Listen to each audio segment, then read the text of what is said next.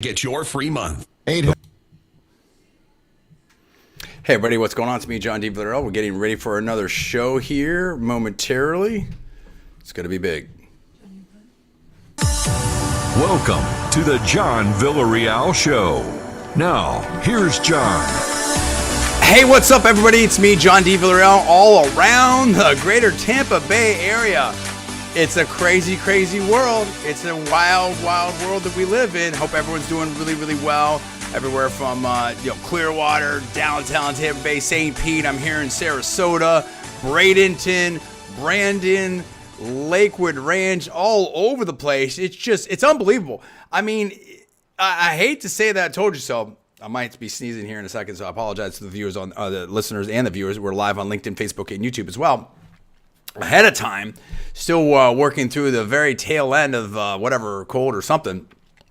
But enough about that. That's not even important. What's important is, oh my goodness, things have gotten crazier and crazier. All right, all over the place. Excuse me. I told you I was going to happen. All right, so here's the deal. Everything I've been saying, I don't want to say everything. That's a little too strong. A lot of the things that we've been saying, Paul and I, have unfortunately been borne out. And I told you, what did I tell you last week? Just last week, I told you that, that Obama, it wouldn't surprise me if somehow, some ways in the mix. And we've seen over the last week, President Obama came out. And I told you about the dangers of woke and how far left the leftists and the Democrats have gone in this country and really worldwide.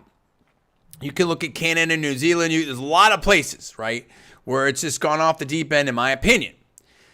And it just, they say a week's a lifetime in politics. And within a week, I've been proven right about so many things. It's not even funny. I mean, there's some funny stories about Miami Tech. I don't know that I'm even going to get to that. We have super serious stuff to talk about in regards to Israel, the Middle East.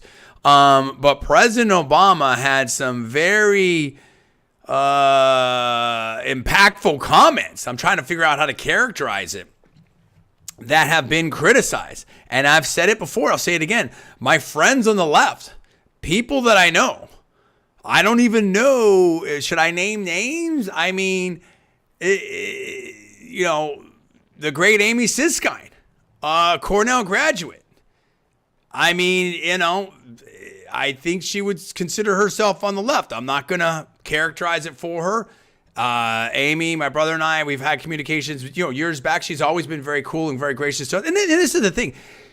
You can disagree with someone, and you should still be very cordial. I mean, friends are friends. People are people. Neighbors are neighbors. It's only recently that it's gotten super psycho, where it's like the cancel culture and all these types of things and whatever. And, Amy's a big advocate, a big, honestly, social media star, much bigger than me, right? Out there doing some stuff, in my opinion. And, my brother Paul is a graduate of Cornell, and I think he's going to have some additional comments. But I think this has been a wake-up call for a lot on the left about, hey, this Democratic Party, it has Joe Lieberman, but it also has Rashida Tlaib. And, some of these things, and we can go on and on and on. We've got comments from the CEO of Target. Oh my gosh. Are they trying to gaslight us, or what's going on? And I'll have a story about that, actually, because of, and I want to be very vague, intentionally vague, because I actually had to go to Target. I didn't have to, but during this whole thing, I was going to Target a lot just because of the situation I was in, work. That's all I'm going to say about it. And I got to see up close and personal. I might relay a little bit of that, because that may have a different point of view from what the Target CEO says. We've also seen Into the Panderverse from South Park released, and that has just really impactful. That's just punking out Disney and Marvel and the MCU, or as some have lampooned on YouTube, the MCU. Okay, so, I mean, then we have DeSantis, Governor DeSantis. We just had an event here. I was almost going to go to it, but I was just so busy with everything. Near Orlando, I guess it was technically Kissimmee, right outside near Disney and all that type of stuff. And Trump was there. Former governor, now Senator Rick Scott, endorsed President Trump. You've got a lot of people endorsing President Trump, and people are saying it, DeSantis, and maybe it's time to get out. You also had Governor Chris Christie that was booed as he tried to punk out Trump. And Governor Asa Hutchinson, I mean, he also was booed. It's getting interesting. Oh, I told you all these things before. I told you Trump was going to be the nominee. I told you the Republican nomination was effectively over. Now we're having a fourth Republican debate. Why? What are we doing? But I want to focus right now on Israel. And I want to talk about President Obama's comments, because this is really impactful. And I'm going to bring in Paul here, and I apologize. I've had some technical difficulties here. My monitor is kind of like very dim, so it's going to be a little bit hard for me to read. It is what it is. It's a great monitor. I've had this for a long time, so I'm not complaining, but it may be time for a new monitor. Anyway, the point being is that these comments, I think, are, and I don't want to be hyperbolic. I'm a talk show host. First of all, I'll say the disclaimer. Right? I'm sure I'm going to get stuff wrong. I apologize ahead of time. This is a super complex issue, and I give President Obama credit for that. I don't know if he saw the John D. Villarreal show or not. Maybe he did. I don't know, or maybe some of his aides. But he did say that this is super. It's a very complex issue. But he also talked about occupation. He threw in a couple words that may have, again, some people on the left a little perplexed. I've been telling you this for a while. We've been saying this. I've been 20 plus years ahead of the game, player, when it comes to President Obama. 15 years. It's oppressor. This is a different worldview. It's a hard left. Maybe sometimes the verbiage from this White House or other is kind of corporate, kind of moderate, but the actions a little different. Paul, let's bring you in here because you are an expert on this, in my opinion, and you're a graduate of Cornell and everything. And I like what, because I want to reference it. And I'm be honest with you, and the viewers here, I'm having a hard time reading here, and we do have to. This is very complicated. This is so complicated. I have some thoughts. There's been some very interesting things said. Before I bring you in here, Paul, let me say this. Let me set this up. Hey, we had a big demonstration. We've had demonstrations on different campuses. We've had some physical altercations on campuses. We can't have that. We need to be peaceful, everybody. If we have First Amendment, you have a right to say whatever, but you gotta be peaceful. But when we talk about peaceful and the quote unquote mostly peaceful protests, kind of reminds me of some of these other protests. It's so weird. Every time we see, sometimes when the left, all of a sudden, here comes BLM, here comes NT. I don't know. I'm not alleging anything. I'm just observing. And, to borrow a line from Steve Bannon in War Room, right? It's not about conspiracies, but there's no coincidences or something like that. I don't know. I'm sure I got that wrong. So apologies to Steve Bannon. But it is to say that, and this is not hard to understand. I'm a little bit astray here, but I'm going to need to make this point. People on the right, John, you're saying left, right. No, it's not. It actually makes sense. And people are finally starting to pick this up. I've been at this for a while. I have a long expose and charts and everything, a great YouTube video about the real political spectrum. On the far, far right is total anarchy, right? Because it's no government. It's nothing. That's not good. So you need some kind of, Rousseau, Locke, civil society, all that type of stuff. Okay. So you need some amount of government, which is why I'm conservative, leaning libertarian, because I believe that you need a certain amount of government. You need courts and laws and police and military, different things like that, right? Roads, there's a public works, public goods, some things. There's some inefficiencies in the market. The market can't do everything. You're going to have asymmetric information, externalities, monopolies, things like that. And speaking of which, player, what about some of these tech monopolies? There's a bunch of different, maybe, okay, that's a different subject, different show. Great. But you understand, we need a certain amount of government. Great. As you go to the far left, at the full extreme is totalitarianism, statism.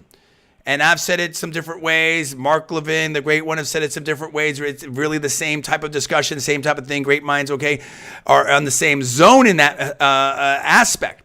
But you can call it communism, monarchy, dictatorship, whatever.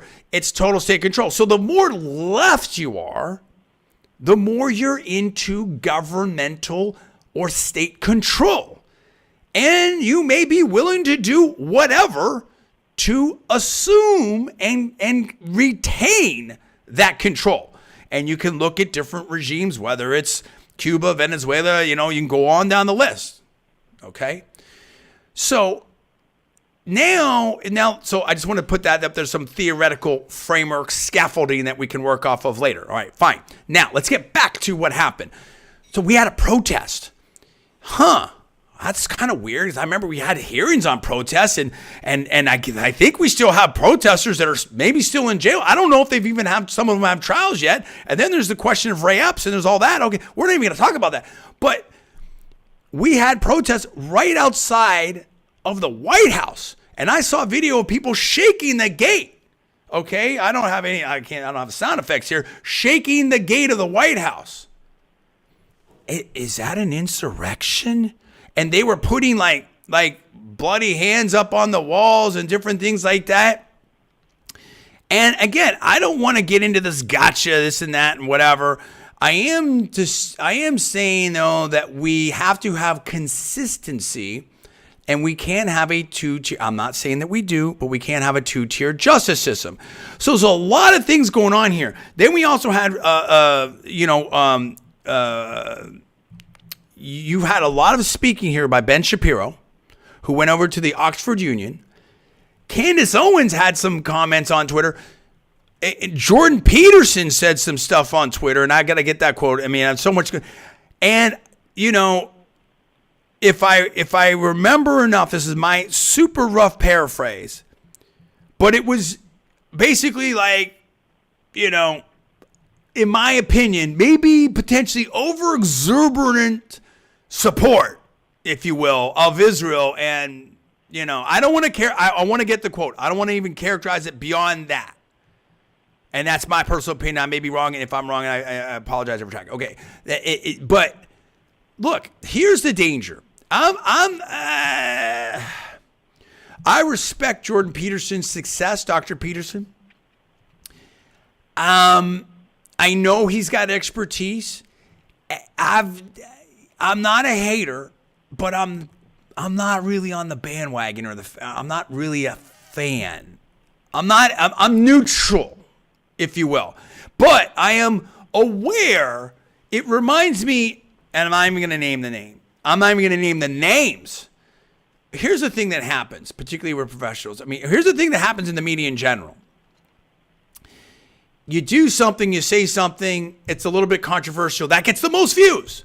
Listen, I say the same thing. If I was a sellout, I would be rich by now, in my opinion. I'm not saying for sure. It wouldn't surprise me. I've detailed that before. I'm not going to spend airtime on that right now. But why it's important, why it's related is, hey, if I wanted to be a shock jock, if I wanted to do the Steven Crowder thing, or the Ann Coulter thing, or the Cenk Unger thing, I'm not doing that thing. That's not where I'm at. I'm not dissing anybody else. That's not where I'm at. Here's the problem.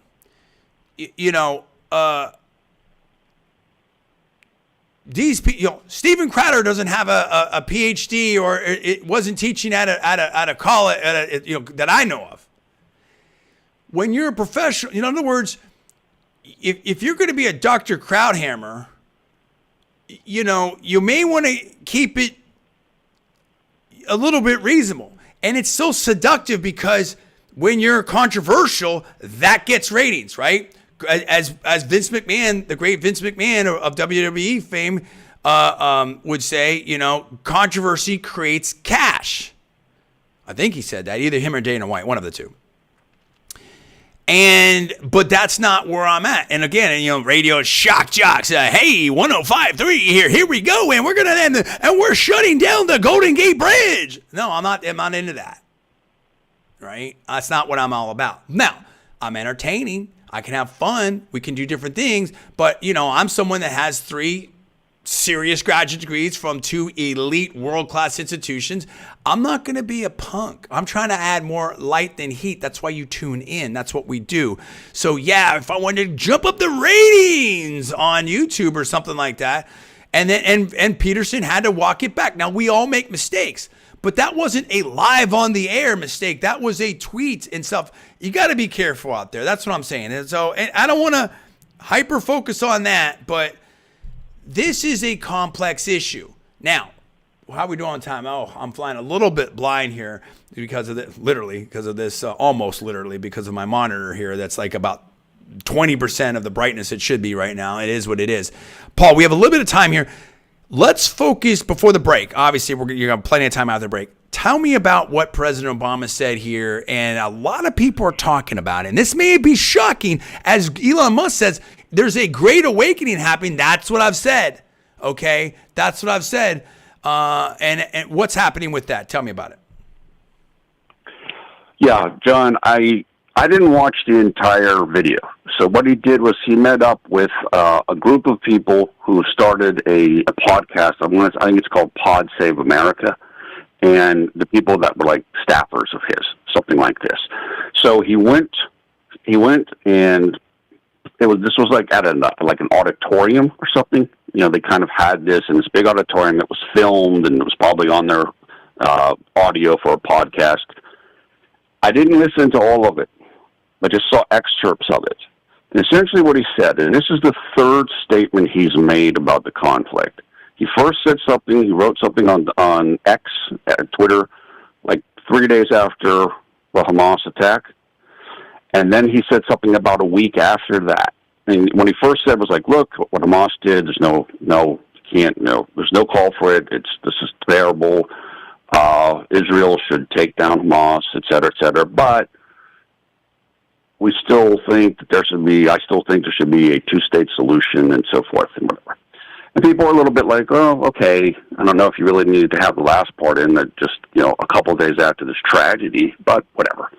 Then a week after that, he said something again on Twitter, where he linked to like a post on medium.com. That was, I didn't read all of this, but it was basically saying, look, there's more context here and there's more for people to understand, and it didn't just start now, and go read these different sources to learn more about it, and so on and so forth.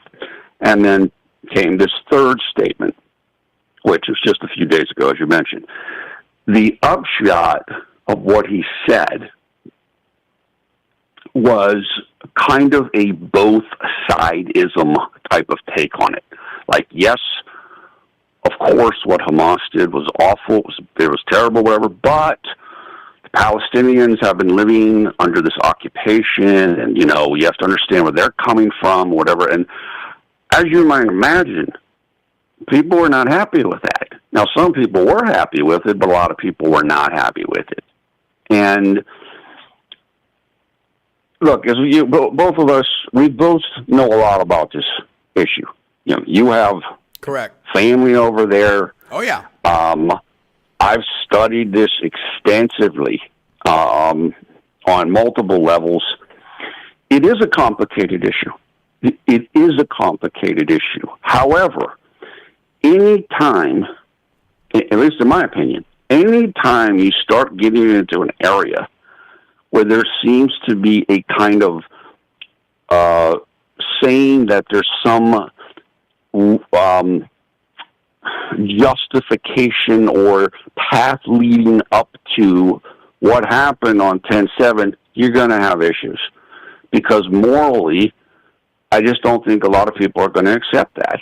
Well, and just let me say this real quick. Sorry, we're super quick. Occupation. Now, there's a lot of people that use that word, but using that word by the former president of the United States, that, as a lot of Israelis might say, that's a very loaded word. Yeah, it is. I think there's no question about it, and he did not use that language before, and that's why I think people are like, well, what are you talking about? Oh, the other thing he said, and I forgot to mention this, was he basically said we all have culpability in this. Excuse me. A lot of people are like, I don't have any culpability in this. Right. I didn't tell Hamas to go do this. So people were very upset about this. Many people, and it's understandable. And let me say this super quick too. This is, in my opinion, this is classic President Obama. A lot of people, were hopeful that race relations, which had been by studies and surveys had been, and I hate that there's only one race, a human race. Okay, let's just but in common vernacular, if you will, which it's unfortunate, but whatever. In my opinion, had been getting better and better and better, and people were hopeful with President Obama's presidency, it would have continued to improve. No, the studies say it got worse.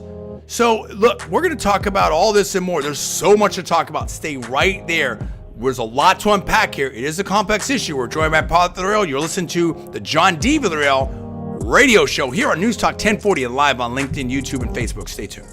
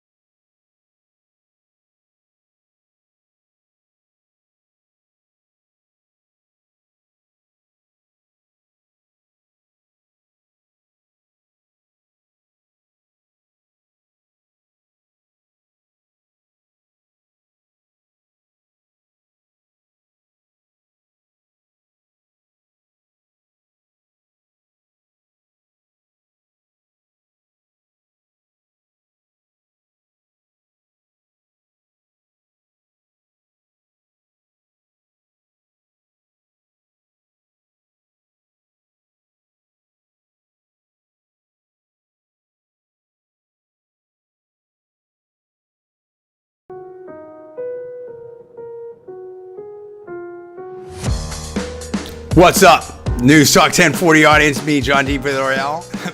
I can say my name. It's me, John D. Villarreal, and this is the John D. Villarreal radio show here on Newstalk 1040 AM, live on LinkedIn, YouTube, and Facebook. I'm still trying to fix my monitor. I've got it. It's pretty dim here, but it may be time for a new monitor. I don't know.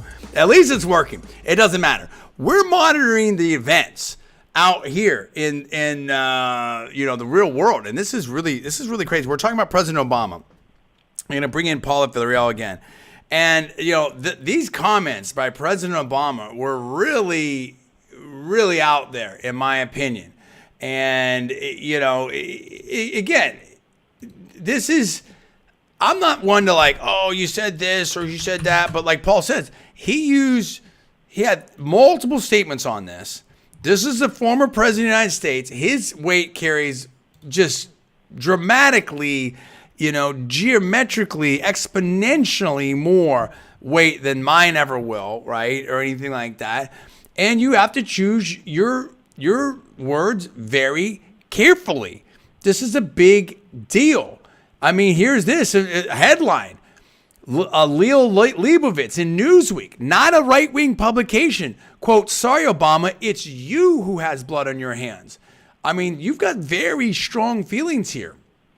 When you start, dropping these words about occupation and all these types of things, you have another thing, quote, "No fourth term for Barack Obama."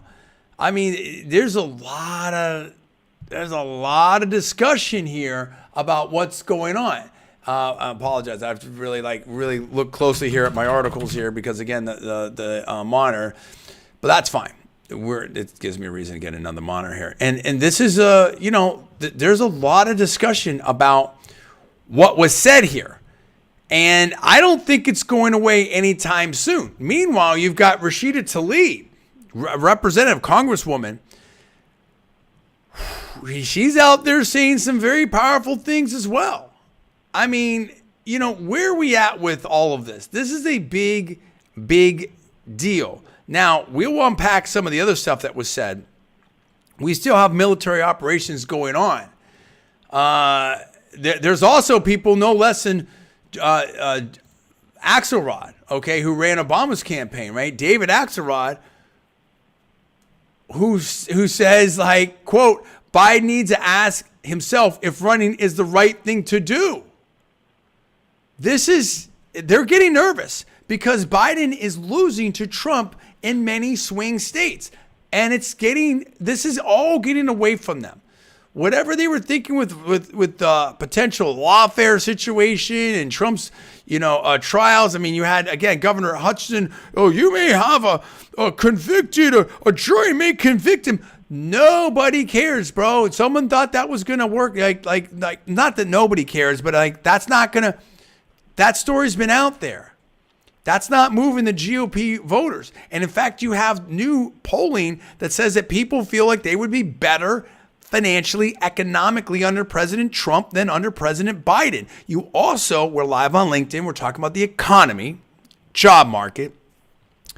There's also reports out there that the job market is maybe worse than what we thought it was. Not me. I thought it was pretty bad, in my opinion. And they're revising down numbers. Let's bring back Paul over here. Talk to me about this. Where are we at with this Obama situation? What do you think about the Great Awakening on the left as they're now seeing like, whoa, wait a minute. You have Bill Ackman talking about stuff at Harvard. You have a lot of people saying, hey, you know what? We're pulling back donations. We may not be hiring. Then you have Congresswoman Tlaib and some other people like, hey, if you don't address this, President Biden, we may not show up in the polls. I mean, I think you have a critical juncture here on the Democratic Party, on the left, and I don't think they can thread this needle. I think it's all falling apart right now politically. What do you think, Paul? I agree with that. And there are a number of intelligent political people, operatives who feel that way as well. They feel like the Israel versus Hamas war and the fallout from it in the Democratic Party could essentially be the downfall of President Biden. Now, coming back to, in this upcoming election, coming back to President So what he also said is nobody's hands are clean in this. He said unbearable occupation. So again, we're going from kind of a level-headed, objective, 500 feet above the air look at this to kind of this emotional, trying to pull everybody in. It's your fault too type of a thing. This is Obama, the activist. This is President Obama, quote unquote, the police acted stupidly. Okay, this is the activist. Correct. Go ahead, Paul. Yeah. This is, Obama used to work as a community organizer. One of the things that community organizers do, and not just him, they have to get people interested and in the topic. They have to make whatever they're trying to achieve compelling.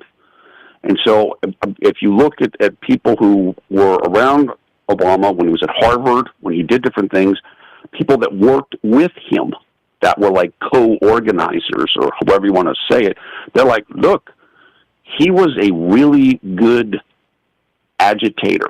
And I don't mean that in a derogatory way. It's like, this is how you rile people up so that people will unify and make improvements to the community and so forth. So he's good at this. And this is, I think this is definitely a demonstration of that. And in my opinion, you can't, as complicated as this situation is, and it is complicated, you cannot try to play moral equivalence, in my opinion, when you have what took place on 10/7. And when you start trying to pull people in and you're culpable too, people aren't going to go for that. And there's been massive pushback on him. And as you said, there are people like Representative Tlaib, who is Palestinian or a Palestinian background. She put out ads. I think she put out an ad basically attacking President Biden about this, saying that like he's on the wrong side of this and his base isn't with him. Okay, fine. She's been the focus of scrutiny. You can kind of understand that. The other thing that she did that people are like, I can't believe she did this, including Democratic politicians in her own state. There's a famous phrase, you know this, and I know this, that goes something along the lines of, from the river to the sea, Palestine will be free or whatever it is. Well, that's in reference to the Jordan River to the Mediterranean Sea. And that usually people take that to mean, and apparently in the song that it comes from, that is taken to mean no more Israel and no more Israelis, essentially. And so she came out and said, oh no, that song doesn't mean that. It means it's a good song. And people are like, whoa. Everybody has a concept of what that song's about. And like I said, even Democratic politicians in her state, I think the Attorney General or something is like, look, I've defended you many times. You've been attacked unfairly a number of occasions. I can't defend this. You know what this is. Why are you doing this? So this is definitely, you talked about the protest at the White House this weekend. We've seen, of course, demonstrations all over the country. This is pulling the Democratic Party apart. It is. And that is not what you want to see if you are Joe Biden or if you're people who want Joe Biden to do well in 2024. Well, this goes back to the whole incompatibility with intersectionalism. By the way, I did fix my monitor. I finally fixed it. So I'm back in action. Okay, I can see again. It was on eye saver mode. Let me tell you, it wasn't saving my eyes. Okay, it doesn't matter. So intersectionalism, basically, like, again, oppressor, all the oppressed people combine and rally against the overlords, right? The people in power or whatever it is, and politically wise anyway. Well, guess what? Someone who is I mean, how do I say this? There's a lot of, I'll be vague. There's a lot of various different groups on the Democratic side that have nothing to do with each other in common other than maybe being on the left, at least for now. And in fact, like I was, I don't want to name the name. I definitely will not, but I was talking to I've been talking to friends on all sides. I've been talking to, I've got Jewish friends out there, obviously, and family and Christian friends and Muslim friends, right? And I talked to one of my Muslim friends, and they're like, "Hey, John, it's getting so crazy. Like, I may have to get out of here. I may be going to the Middle East or something like that." And you know, you see this horrific stuff that's going on in Dagestan with the airplane. That was craziness, super craziness, and it's, oh man, I'm going to try to thread the needle here on some of the complexity in a bit. We'll see. I don't know. I may crash and burn on it, but we're going to try. But then also you see about the Uyghurs in China, and the point is, and Paul, you made a comment about Genghis Khan when we were talking about and the destruction that his empire wrought across much of the world. So, unfortunately, history has been awash with all kinds of bad events. And my thing is like, when are we going to get past this? You can't get past it until you get past it.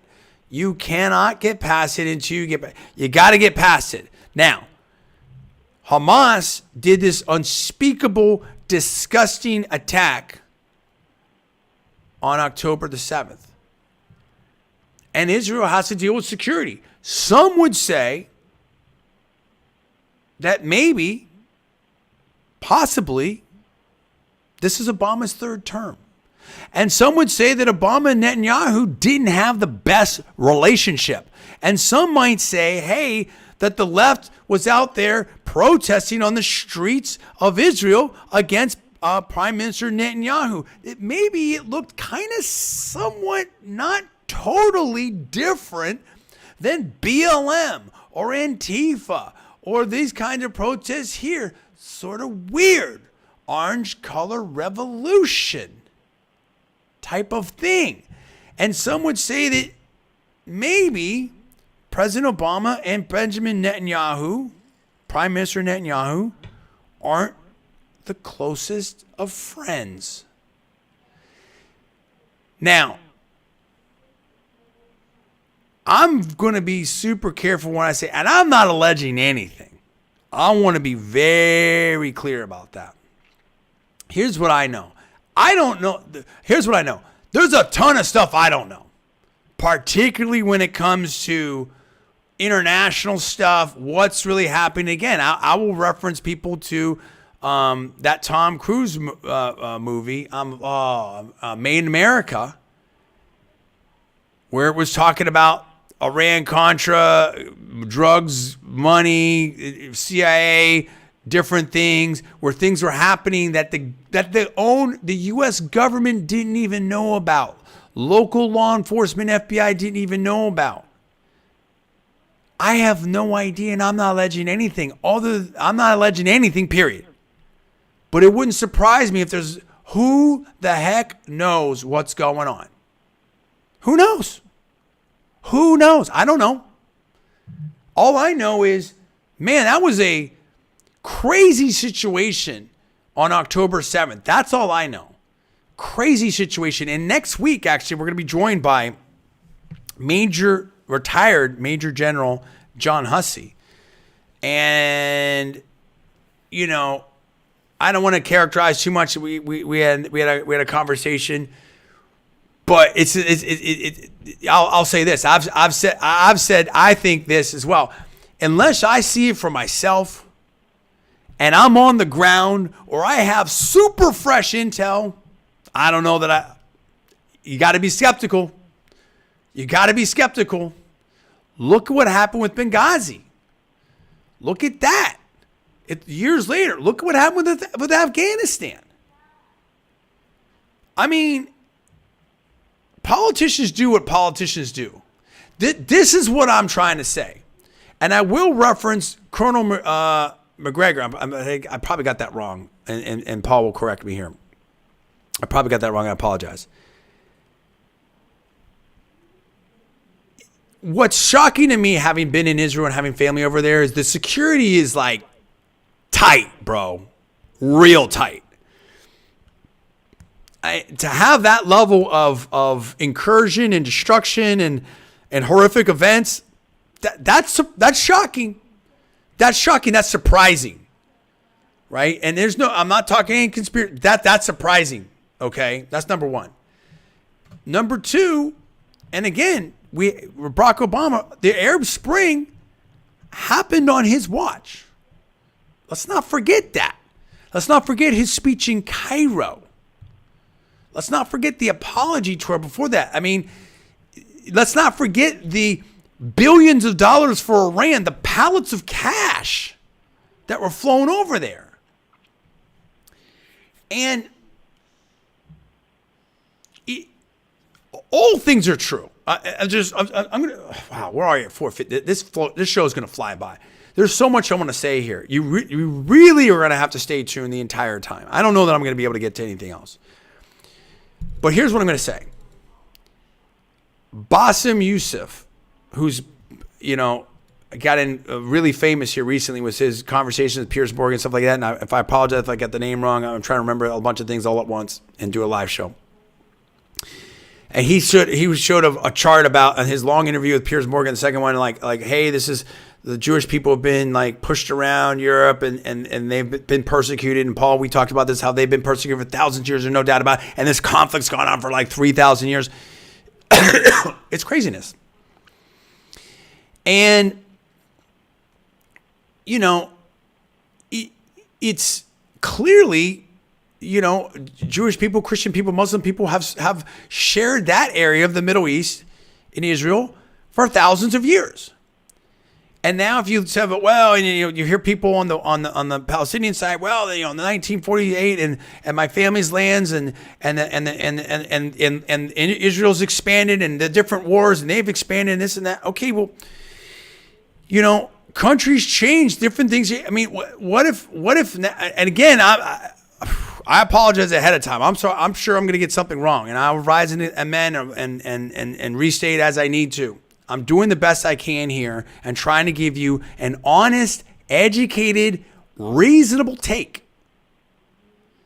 Because what we need now, more than anything, is cooler heads and reasonableness. And I'll share what Colonel Douglas McGregor said about force strength and the conflict and all that, and how things can spin out of control, as I warned. Look, where are the Jewish people supposed to live if they are to have a nation state? That's number one. Number two, borders change, things happen. It's happened all through history. I'm not, condoning it. But what if the American Indians say, now, you know what, America, President Biden, you've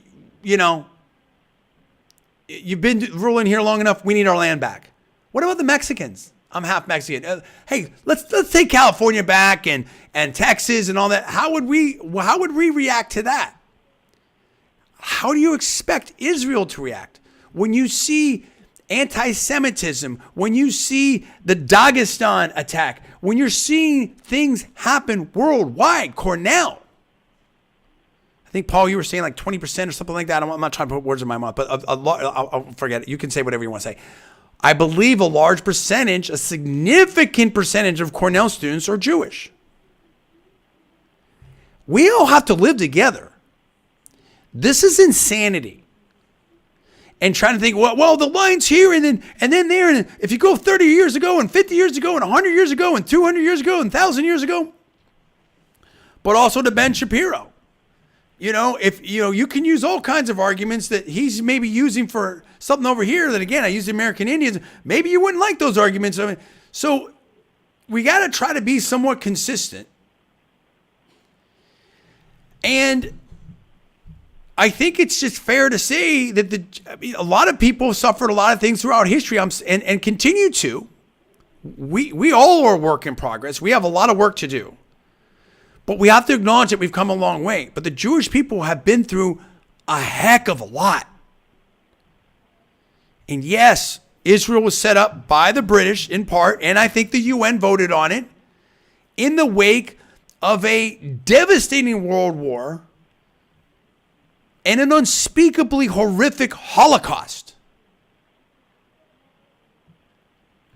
And we all have to figure out, what is the end game here? Now, flip side. Hey, if we're going to have certain borders, maybe we need to stick to those borders. I'm not alleging that. I don't know enough. I'm just theorizing. I'm not alleging. I'm theorizing. Maybe we need to stick to those borders, and two wrongs don't make a right. And as someone said that, this is an interesting quote, a real army, a legitimate army steps in to protect civilians, doesn't put civilians to protect the army. Okay. But there's 2 million people in Hamas. Even Bill Maher said, it's not cool to cut the power, to cut the water, to cut the food. That's not legit. And, you can give warnings and, hey, we announced that we're coming and we're giving warnings. Well, if the internet's out, how the hell do you get those warnings? Or the phones or whatever. I'm not criticizing anything, but this is a tough situation. And I'm not going to play statesperson here on the radio or on live on set. Do we need 2 states? I don't know. But here's the other thing that Colonel Douglas McGregor said, and I apologize, Paul. I'm probably going to take the rest of the time. I might try to get you in at the very, very, very end here. We'll hit it. The idea that we can just flex up and whatever the U.S. says or even whatever Israel says is going to go. Dude, if the Arab states rally against Israel and decide to come in, if Hezbollah, 2-front war, if Iran, if Turkey, Israel's got huge problems, dude. Huge problems. And the idea that we're going to keep everything frosty with our, I don't know about that. Ask the people of Ukraine how that worked out. Because that country's devastated. War serves nobody. Okay? Well, I won't even go there. Everybody's losing here. Israel's startup nation. Israel's an economic powerhouse. Has so much opportunity and stuff like that. It is the only full democracy, democratic type of government. It's not a pure democracy, whatever like that, but we'll just use that. In the Middle East, it is our close ally. It is our best ally. Yes, we stand with Israel, but yes, we also stand for humanitarianism. And yes, we stand with the Palestinian people. And yes, we stand with the Jewish and the Israeli people. And there's Jewish people and Muslim people and Christian people in Israel. They're all Israeli citizens. And Israel has to be very careful and very precise and very measured. I said that because, you want to be, you do not get sucked into the wrong move because you can't fight all these battles, dude. So how do we figure this out? How do we gotta ratchet it down. And what concerns me is now here we see President Obama again saying some, in my opinion, potentially inflammatory things. And his administration, Rahm Emanuel, the chief of staff, what did he say? Never let a crisis go to waste. That's a scary thing to me. So much to talk about here. This is serious times. We're gonna try to weave through it. We're going to try to figure it out here on Newstalk 1040AM. You're not going to hear this anywhere else. This is original programming brought to you by myself and the ownership and management of Newstalk 1040AM, live on LinkedIn and YouTube and Facebook. This John D. Villarreal radio show. Stay tuned, everybody. 5 o'clock hour coming in. 6 minutes, I'll see you back. John D. Villarreal radio show here on Newstalk 1040.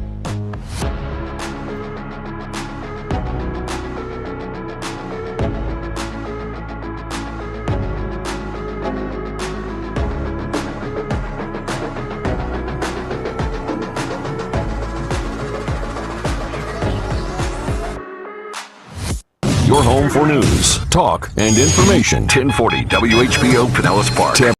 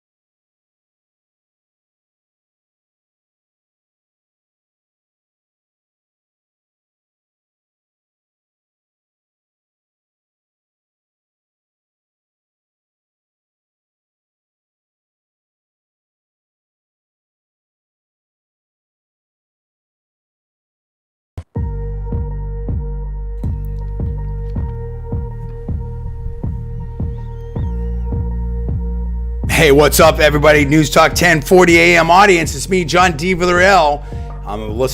We're joined by some people here. I can see that online. If you want to hit me up with the chat, I can probably see the chat, I believe, LinkedIn and YouTube. I can see LinkedIn and YouTube.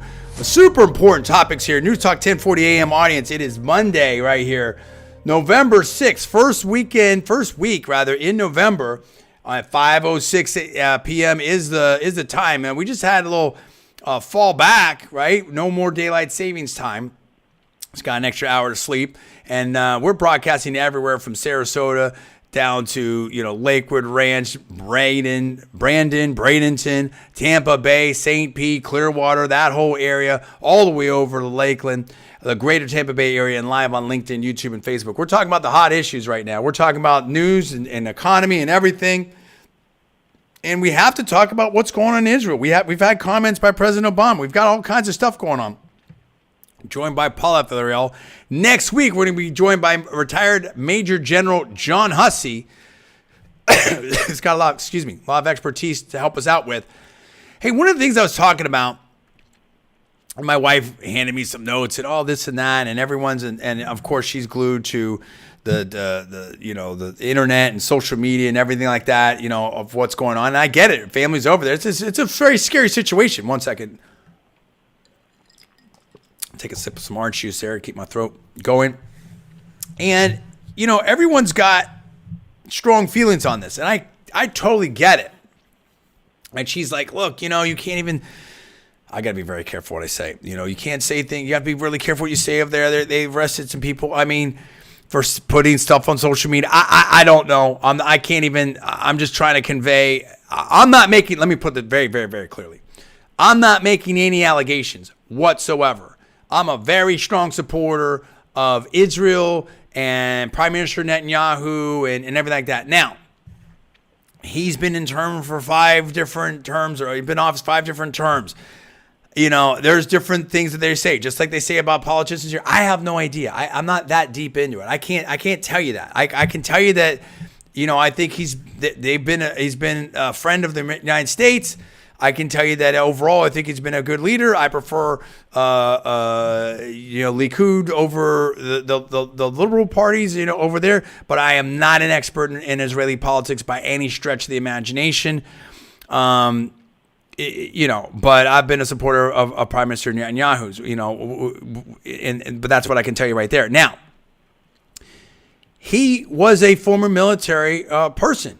I think an officer. I think he was did a lot of stuff in respect to that. Again, I don't know the whole history, but you're faced with serious challenges right now. I mean, there is potentially existential threats to Israel. At the same time, and I'm going to be really careful about this, you can't have everyone's got to be treated the same. Israel does have a certain uniqueness with its nation state and government and stuff like that, right? And everyone needs to be treated the same. And you can't have a situation, I'm not alleging that there is, but you can't have a situation where there's people feel like not everybody's equal potentially.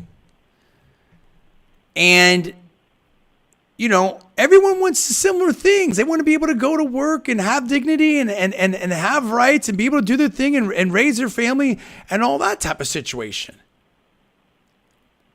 And if a farm or an olive trees or whatever land's been in the family for generations, and obviously you're not going to be happy if things change. If you didn't sell it or something like that, right? So you want to talk about whataboutism? I mean, that is definitely every side has its own thing. Where I sort of take exception at, and again, I'll be honest with you, I really don't watch that much of Ben Shapiro. I respect him that he's been super successful, smart person, great education, obviously a big personality, big success story on the right, and we appreciate having him and stuff like that. But that's not my thing. There's a bunch of other people. I don't have a lot of time. There's a bunch of other people I'd rather watch first. Not saying that he's ever probably watched any of my stuff. So I'm not trying to put it like that. But anyway, from just the snippets I've seen or some clips on there, listen, I'd be careful with some of these things. This is the thing. Like, you can't have a situation where, okay, October 7th happened, so therefore anything goes. And I'm not saying anybody's saying that, but that can't be the deal, particularly when it comes to civilians. So yes, you can have a tragic situation on October 7th, and you can have serious, if not existential threats to Israel's security, but you still have to conduct yourself appropriately in that security response, particularly when it comes to civilians. You have 2 million civilians or 2 million people in Gaza, let alone West Bank, let alone Israel. And if Israel is, and I'm not saying that they are, I have no idea, but if Israel's treating people that, are concerned about Palestinian civilians different and saying things on social media, I don't know. I don't know what, I don't know if they have this First Amendment the way we have over here. I mean, when I was in Israel, it was a great country. It's a phenomenal country. It seemed very Westernized, but also obviously had just deep, deep history, just fascinating country. I have family over there and everything like that. But are you also treating people on the other side the same way? That may be really pro-action, pro-Israeli action, stuff like that. It's a tough deal, dude. But here's the deal.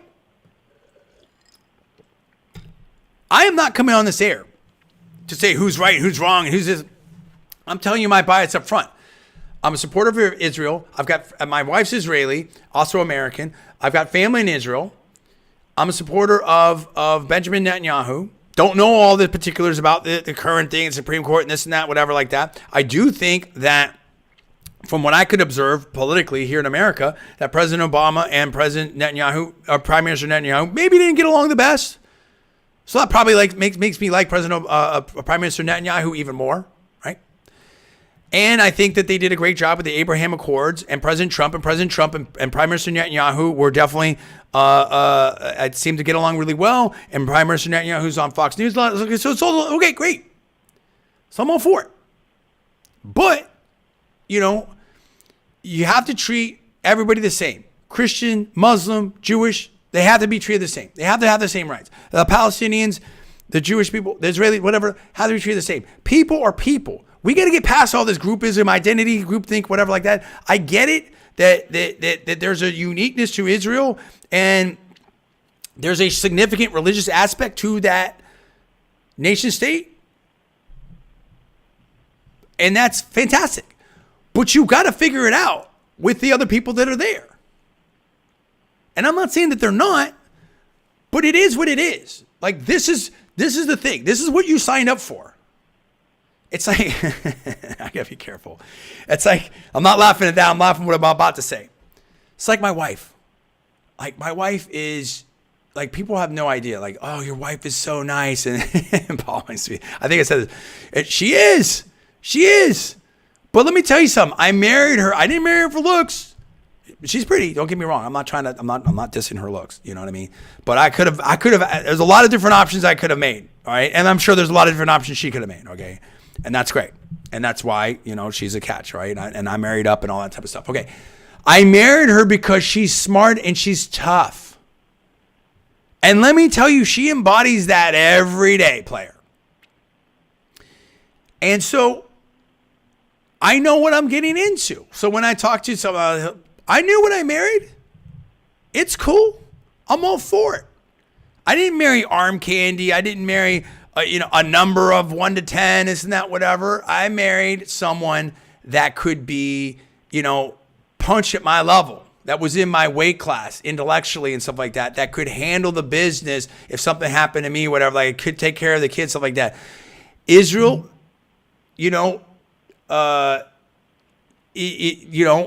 after 1948, it is what it is, right? And you have to make it work, and the whole world's watching. It's not easy. I get it. It's not easy. And it was never going to be easy. Similarly, the Palestinian people, if you elect Hamas, that's who you're saying is representing you, at least in that area. Is that what you want? How do you make peace? What is your plan? What is the end game here? And this is what I'm saying. I've already burned an hour, 16 minutes. I'm tired of all this finger pointing. Now, I'm nobody, right? I'm nobody. I'm just some clown with a talk show here on Newstalk 1040 AM and live on LinkedIn, YouTube, and Facebook. But I've studied in a lot of history. Paul is a history major from an Ivy League institution. We'll bring him back in here in a second. But one of the things about my wife was getting tuned up, of course, because everyone's got emotions about this issue, especially if you're Israeli. And I said, wait. She said, oh, you can't understand. Time out. Yeah, I kind of can. Because here's the deal. Look at what happened in America. Look at what happened in America. Same thing that I dealt with, right? And Tyra said this. It's like, I'm half Hispanic and half, Anglo and a mix of my, English, Irish, German on my mom's side, whatever like that. And depending on where I'm at, I'm either identified one way or identified another way. And I never, I'm proud of my Hispanic heritage, but I'm an American. I don't let these things define me. I define myself. In other words, if you want to get past something, you need to get past it. And that's the super disappointment of President Obama and everybody on that side that thinks like that type of stuff. You want to get great. Criticize stuff, critical theory. I understand. We have work to do. That's great. You want a conversation? That's great. I'm in on it. But you've got to get past it. What is your plan to get past it? And what I shared with my wife is, hey, listen, I get it. You've got extra, because she was just boom, deep into it. And I totally understand that. But I'm like, look, we got this, and you've got crucial things coming up. I don't want to share too much. We have massive stuff happening for our family like this month. And stuff at work that I've got to do. I've got so many different responsibilities. It's not even funny.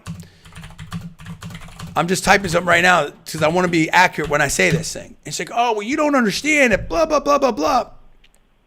And I'm like, yeah, this many people die and this people, I get it. It's terrible. It's a tragedy. But you want to know what happened in America? You couldn't understand, you're American. Really? We had a civil war. A civil war that didn't kill 1,700. And then I'm not equivocating stuff. Let's just say, and I apologize ahead of time, whatever. I don't want to, let me revise and extend. It didn't kill hundreds. It didn't kill thousands. It didn't even kill the 3,000, whatever it was on 9/11. It killed 620,000 soldiers. Soldiers. Maybe that's more. I don't know. This is according to the History Channel. All right. I don't know if that includes civilians or not. Either way, that is unbelievable. Okay. That is, it could be 750,000. It could be 850,000. And this was a time. Let's just understand the scope. Let's say the population of the U.S. in 1865. Let's just find out what that was. Yeah, that was when we didn't have 300 million people, 330 million people. We had about 31 million people. So does that give a sense of scope? You're talking about major conflagration there, major contact, and you want to talk about genocide, whatever word, insert the word here. And it's not a contest. But the point is through the strength of leadership of Republican President Abraham Lincoln and others, Frederick Douglass, we were able to move forward as a nation and become, in my humble estimation, the greatest nation in the history of the world. So I believe that Israel's best days and the world's best days are ahead of us if we can act with some using a biblical term like King Solomon, some wisdom, some patience, some judgment, and some, dare I say, diplomacy. So from Israel's side, we need to figure out, what are we going to do? What does a lasting peace and security look like? From the Palestinian side, the same thing. We have to treat everybody the same. Who are we electing? Are we more fixated on being right and settling scores? Are we more fixated on a better future for the world and our children? Because this does not end anywhere well. There is neither side can just flex up and impose their will, even the U.S. Because there's all kinds of, if you look at Douglas McGregor, Colonel McGregor, what he said, I'm bringing Paul in here in 1 second, that if this ignites and Hezbollah and Iran comes in here, we are pretty depleted. So is NATO with Ukraine. Gosh help us if China makes a move on Taiwan or makes a move here. We don't know where this is going to end up. It can quickly spiral out of control. I think I've once again lost the video. That's okay. I forgot to charge my phone. We still have the audio. Paul, come on in here. Talk to me about this. What are your thoughts on this? A lot on the table. Yeah, there is a lot on the table. And we do have to come together, and there has to be some type of a solution. And that's why for me personally, it was so frustrating to see the retreat or the diversion away from what President Trump was doing with the Abraham Accords. Because that looked like a real way to get beyond this. I mean, I believe there's 4 nations involved with that. United Arab Emirates, Bahrain, I think, and a couple others. I've heard that Saudi Arabia wanted in as well. If Saudi Arabia would have gotten involved in Abraham Accords, everything would have changed. Because the 2 main powers in the Middle East are Iran and Saudi Arabia. So if Saudi Arabia gets on board with that, the calculus changes completely. And unfortunately, apparently, there are people in President Biden's circle who might not have wanted that to happen for whatever reasons. Maybe they think they can do a better job, or it wasn't going to lead to a fair conclusion or whatever, but look what happened. Instead of, the path to bad places is filled with good intentions. Remember, we were going to get rid of bad Gaddafi, and Libya was going to be a paradise. But now look at Libya. And so sometimes if you don't make a choice that's imperfect but is good, you end up with disaster. And now look at what's happening in the Middle East. And this is what people have said also to Obama after his third set of remarks was, hey, yeah, you're right. There is a lot of culpability about this. You know who has big culpability? You do. Because you, in their feelings, you helped get Iran more wealth and more capability to fund Hamas and to fund Hezbollah, which they do. And so it's like, yeah, you want to talk about culpability, maybe it's time to get a mirror. And so that's another one of the criticisms that's coming out. Look, you mentioned Amy Siskind, who is, again, a fairly notable person, certainly on social media. Sure. I do know Amy. We know Amy. I haven't talked to Amy in a long time. No, right, same. Amy is, I believe, Jewish. And she did go to Cornell. And you mentioned Cornell's, according to Hillel, the Jewish organization of Cornell, Cornell is 22% Jewish, which I didn't even know that, when I was there. But it was, there's a significant population, but I just didn't care about it. I didn't think about it. I don't mean that in a negative way. I just I didn't care who was who, But it's definitely an important community at Cornell. So for them to be facing what they're facing, with multiple incidents it's catastrophic, because that's definitely a place where people felt safe and accepted being Jewish. And now that they feel like, if they feel threatened by that, that's going to change everything, and in a very negative way. And I would imagine, even though I haven't spoken to Amy, this probably woke her up a whole bunch. Because not only is it affecting the Jewish community and the Israeli community, it's affecting the Cornell community. Oh, the Great Awakening, as Elon Musk was saying. This is personal.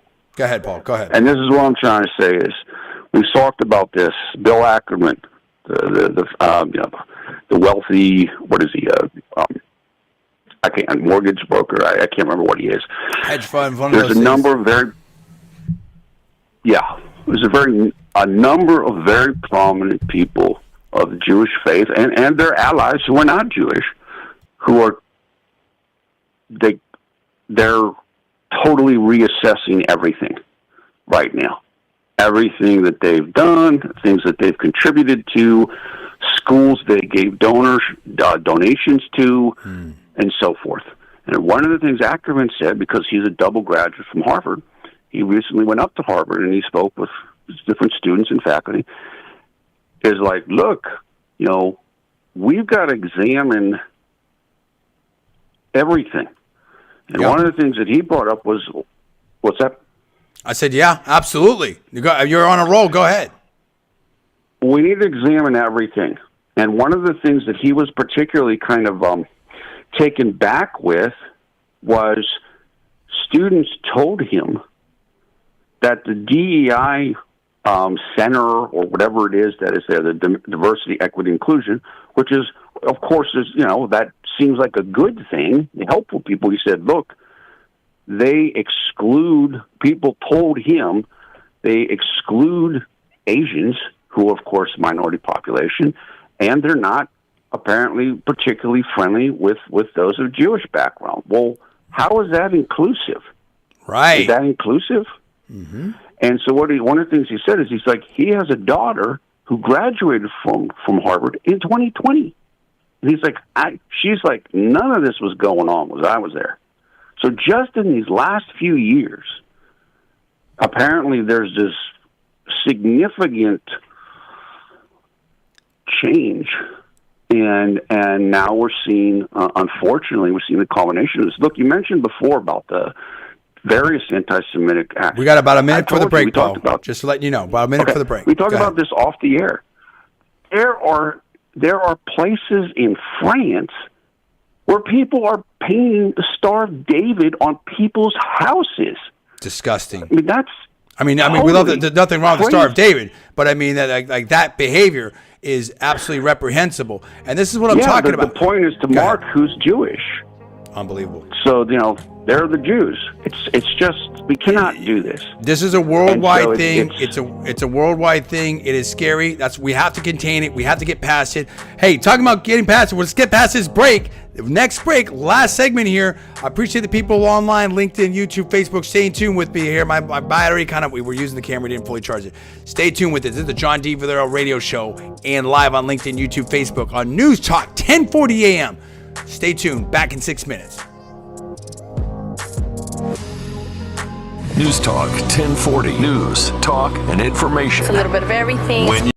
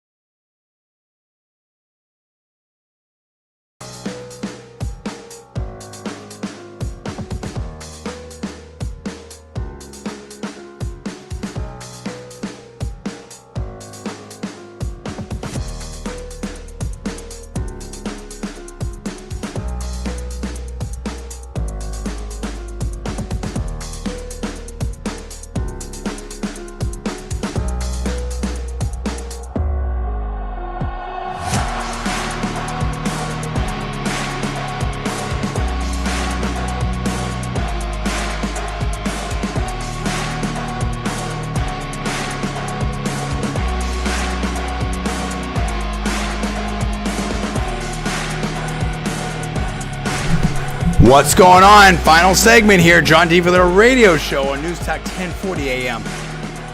Right now, we are all over Newstalk 1040 AM audience zone, which is everywhere around the greater Bay Area, greater Tampa Bay area. And what a beautiful state Florida is right here.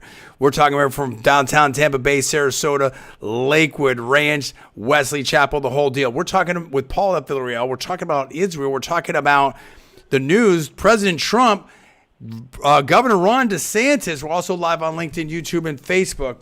My camera went out for my online viewers here. It wasn't fully charged up. We were using the camera for some other stuff, and we forgot to charge it.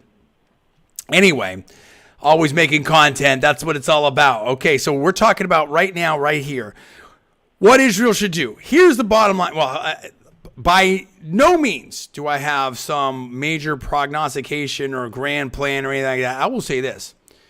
We're talking about the Great Awakening. We're talking about people waking up on the left like, whoa, I didn't know President Obama was like that. Yeah, player, I told you that. For decades, I told you that. For over a decade. And finally, people are waking up. You used to be canceled if you said anything like that. Now all of a sudden, woo, wait a minute, a little different. Right. Very left, oppressed oppressor, all this stuff, critical theory. You know, it's craziness. It's the same thing with this critical with the kids. Oh, well, you're this and that, and then you're that. I mean, like, stop. Don't teach the kids that. Just let everybody hug each other, love each other, and make friends and move on, dude. World's hard enough as it is. Don't do that to the kids. It's the same thing. Like, we got to stop it. You used to be, I'll take a small aside here. I have too much ground to cover here, so I got to be real quick with the last segment. It used to be like the parents wanted better for their kids. You know, I went through the Great Depression. I don't want my kids to go through that. Oh, we settled the West. I don't want my kids to go through that. Oh, we went World War II, whatever it is. Now it's like, and I'm not saying it's, you know, but it like we don't want to have a situation where we take our failings or worse and put those, or, you know, grand experiments and put that on the next generation. And South Park destroyed Marvel and Disney and stuff like that, you know, into the Panderverse with the cast changes, the recasting of Carl and Kyle and Cartman and all this type of stuff. And just lampooned them so hard, bro. And it's like, it's gone too crazy far left. And a lot of people, whether it's Israel, the Abraham Accords, the economy, so many, you know, free speech, cancel culture, justice system, all that, are looking at this and saying, you know what? Things were so much better under President Trump. Even my friends on the left, Amy Siskine, like, you're super cool. We dig you. Are you really going to pull that lever for President Biden? Are you? Maybe. I don't know. I'm not speaking about anything. Anyone can vote for whoever they want to. That's a secret thing. So it's nothing about anyone specific. So let me revise and extend that. Forget about that.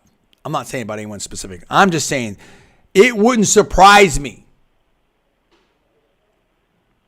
if with this great awakening, I'm not alleging anything. Again, I'm not alleging interfering in anything. I'm not. Everyone can vote for whoever they want to vote for. And it's a secret ballot. Okay, great. Politically analyzing this, it wouldn't surprise me if some people are like, oh, wow, this isn't what I thought it was. This is a little bit different. Maybe I'm not so energized to see President Biden. And even put that aside. So I think this is a crucial, I mean, it sucks that this happened because it's a terrible tragedy. It's brutal. And I'm not in any way trying to politicize it. But analyzing this as a political expert, this could be, you know, the final thing from a lot of people on the left. They were already dealing with record inflation, all kinds of problems, border, on down the list. There's a general malaise. This really does feel very Carter-esque. It really does. And now, with this, You look at the statements from Bill Ackman. Look at the statements from Bill Maher. Look at the statements out there. This is a serious deal. Where's the leadership? And then you have these comments by President Obama? There's a lot going on. Paul, come on in here. Give me some thoughts. I want to give you some airtime here to lay it out, because you're a history major from Cornell. You know what's going on. What's your comments on this? And then we'll go a little bit about campaign 2024 as well. Yeah, look, I did study history at Cornell, and I studied a broad geographic and chronological period. And one of the things I took was I actually took a course in I can't remember if it was labeled like a Muslim studies or an Arabic studies. I think it was an Arabic studies. And, we learned plenty about the ancient world back there. And it was, there have been a lot of different populations there, and there has been a lot of things going on there. And there are people with different claims to it. But, and you mentioned this earlier, there is a special circumstance, in my opinion, as regards Israel. First, of course, the people do trace back to there. But the second thing is, as we talked about, the people, unfortunately, and this is just reality, the people of Jewish faith have faced hundreds and hundreds and hundreds of years of persecution in various places that they've lived. There are not that many Jewish people in the world. There's I don't know, 16, 20 million. There's not that many people. And so they're almost always a small group wherever they live. So if the country is primarily Christian, if the country is primarily Hindu, if the country is primarily Muslim, and things turn on them, what do? They don't have a lot of recourse. That's how we came to the state of Israel coming into existence, because the Zionist, Theodore Herzl was the originator of the movement, I want to say in the late 1800s, was saying, we've got to do something about this. We need a place where we can go and be safe from these things. And of course, the things obviously crystallized significantly after World War II, and understandably. So this didn't come out of nowhere. This wasn't just like, hey, I'm a quote unquote colonizer, and I want to go explore a new place. These are people that felt aggrieved and persecuted for centuries all over the world. They just wanted a place where they could go and feel safe and feel like they had a place to be okay in. Now, that doesn't mean that if you go and create that place that you can just shove everybody else out of the way. So there is a real issue there. There is something there. But this isn't, they didn't go looking for gold or treasure or plunder or any of that stuff. This was a matter of security, safety. This was a basis for this. And Paul, I apologize, and I don't mean to correct you or anything like that in any way, but I just want to be because there's sensitive topics. I just want to make sure that and you can revise and extend as you want. You're not saying anything. You're not characterizing anything. You're not making any generalizations. You're definitely not making any stereotypes with that statement. It's just what you're saying is, listen, some people would accuse, I hear for the United States just went into Iraq for the oil or this and that, whatever. What you're saying is listen, this was not any kind of move for self-interest other than to have a homeland where you can have safety and security near where the Jewish people are from. I don't want to put words in your mouth. I'll let you define that, but I just want to clarify that just so there's no misunderstanding on the previous statement. Oh, 100%. Look, I'm a proud American. There's no question about that. I'm a proud member of Western civilization. And of course, there have been, history is filled with conflicts and people being displaced and so forth. And that's, all of that should be sorted out and made right. Right. I'm not saying that to put down America or the British or anything else. What I'm saying is no matter what, there's no way to characterize what the foundation of the state of Israel in those terms. You can't put that on that same level. In other words, to me, the colonizer label, you can't put it on them. It's a totally different thing historically. And again, the people are from there. So it's a very serious issue. You cannot look. The Palestinians. This has been a struggle for them for 75 to 100 years. There's no question about it. It's real. There's been a huge toll, and people need to grip with that. That is correct. For the Israelis, for people with Jewish faith, this has been thousands of years. I mean, there's like no way to. It's almost impossible to comprehend the difficulties that group has sustained over the centuries. And I can tell you that as a history major, it was consistent and it was bad. And so, that's how it came about. That's how Israel came about. Okay, very good. We appreciate that history brush up right there. The other thing I would say is, we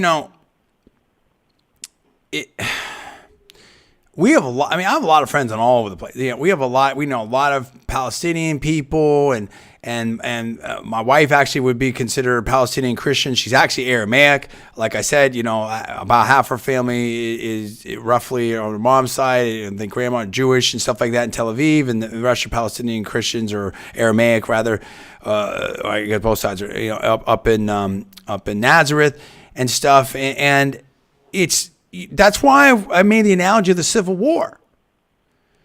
These are all Semitic people. This is brother. These are cousins versus cousins, brother. This is the Civil War. So, it's also very similar to what's happening in Ukraine, which is there you go. There you go. What are we doing? What are we doing? And what is America doing there? So I think that. Look, listen, to borrow a line from Spider-Man, with great power comes with great responsibility. So I think Prime Minister Netanyahu in Israel has to be very careful, and also, but as Colonel Douglas McGregor said, and I'll wind down on this, and we want to get to the politics very, very rapidly here, election 2024. On the one hand, you've got great power. On the other hand, it may not be what you think.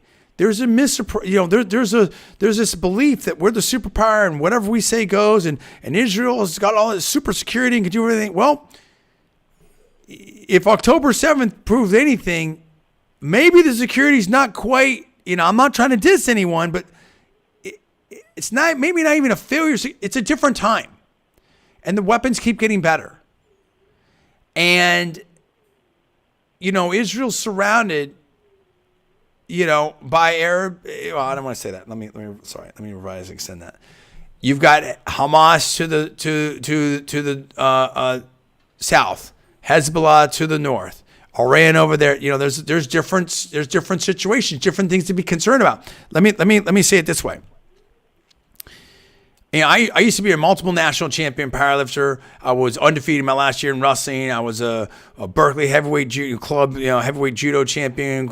They wanted me to go to collegiate nationals. Like I was a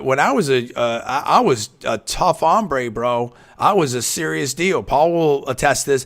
Like literally, I could pick up NFL linemen, 300-pound NFL linemen, and toss them around. Like I've done that. Like I've gotten out of a headlock by a super huge, 270-pound dude and put me in like a totally, like I was in the most like not maybe the most, but a very disadvantageous position.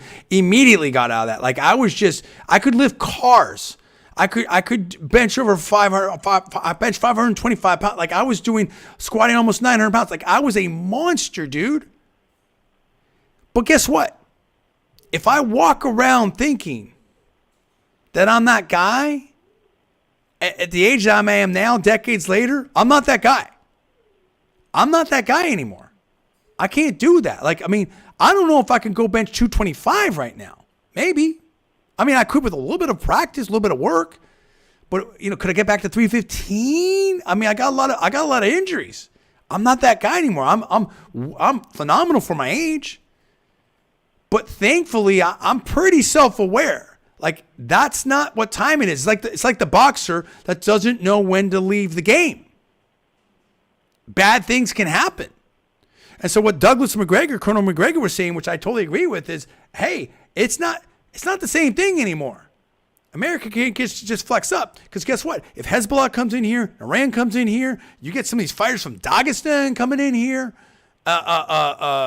China starts throwing weapons around. I mean, it could get super bad super quick. And I know Israel's a nuclear power. Israel can't. I don't think Israel can win a 2-3 front war, especially if you know, you get Turkey coming in here. I mean, who knows? It could get real bad. This is not 1967. So we need a diplomatic solution. This is not good for anybody, particularly in light of the history that Paul just laid out. Look at what's happening globally. Look at what's happened in the streets of the UK, in Paris. You know, like, look, dude, we need a diplomatic solution, and we need everyone to chill out and act reasonably. But of course, Israel needs security as well. So, listen, and if you want to call in very quickly here, call in number 727-587-1040, 727-587-1040.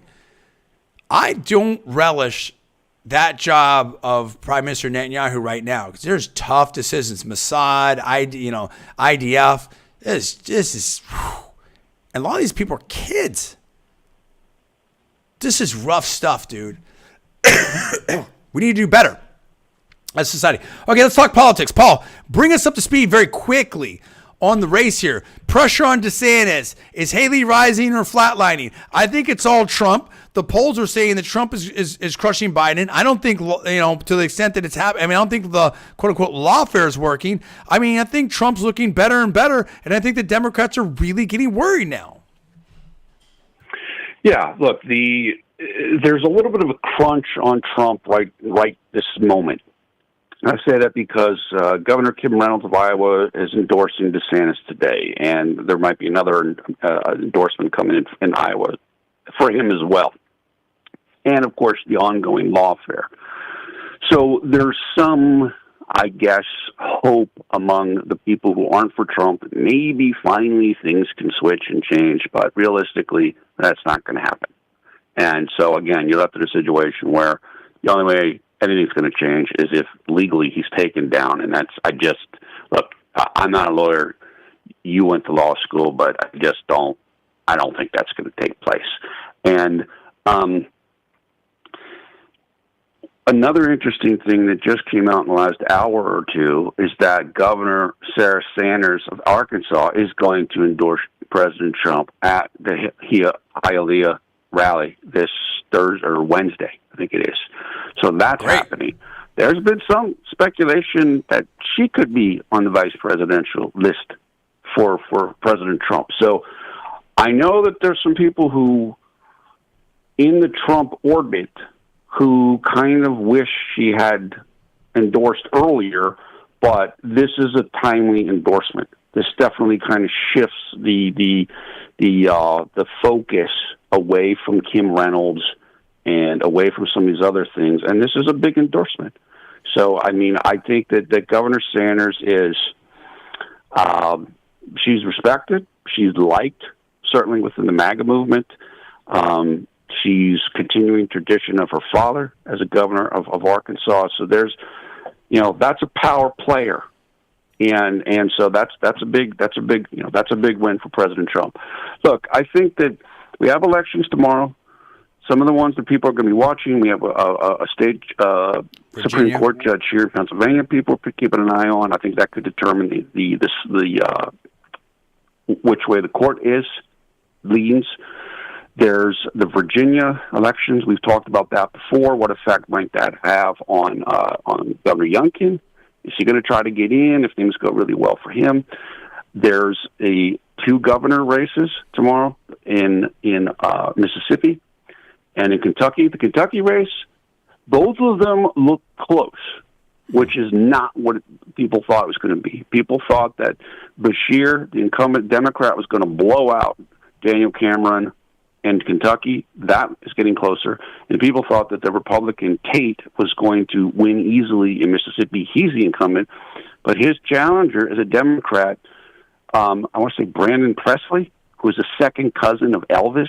Oh, cool. He's kind of coming from a MAGA populist Fetterman type of Not that that should angle. matter, but that's kind of interesting. And, yeah, it's I don't know. Apparently, that race is up for grabs, which you would not expect that in the Deep South. But we're going to have to pay attention to those two because obviously, people will be looking to read the tea leaves on what happens with those. So overall, look, I think we're 70 days out from the Iowa caucuses.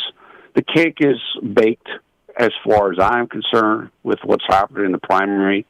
And but the people that don't want Trump to win are going to keep working against him up until the last minute, whether that's strategically smart for the general election or not. And I think that's kind of where we're at. At the end of the day, very quickly here, do you think the GOP comes together? I think that they will, yeah. It's going to be tough, and I think the lawfare will make it tougher. I just think Trump's going to win so overwhelmingly and state to state that it's going to be impossible not to do it. And I think people are going to realize they don't want 4 more years of Joe Biden. So, I agree yes. with that, and I also think it's a comparative thing. I think now that the Democratic coalition starts falling apart, I think that you have people looking at the Target thing. We didn't get to talk about that. Maybe next week. People, and as I agree with to some extent. I don't want to characterize it too much, but I think that maybe with that CEO statement, there's maybe a little gaslighting going on there. I think you've had these different agendas that have been pushed hard, in the culture and kids and schools and stuff, and then you've got the tragedy in Israel. I said it before. I said it again. 2023 is the year reality hits. And I think 2024 is going to be, to borrow a Star Wars title, the revenge of reality, and where basically people are like, enough of this.